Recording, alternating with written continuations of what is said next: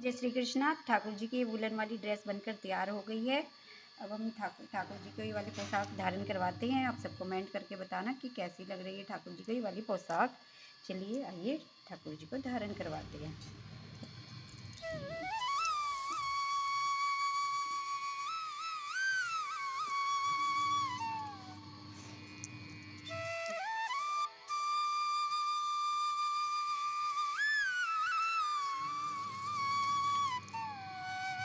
देखिए ठाकुर जी ने धारण कर ली है ये वाली पोशाक वुलन वाली। और ये लगा देते हैं इनकी हेयर और फिर लगाते हैं इनकी कैप। देखिए अब देखिए ठाकुर जी का ये फाइनल लुक।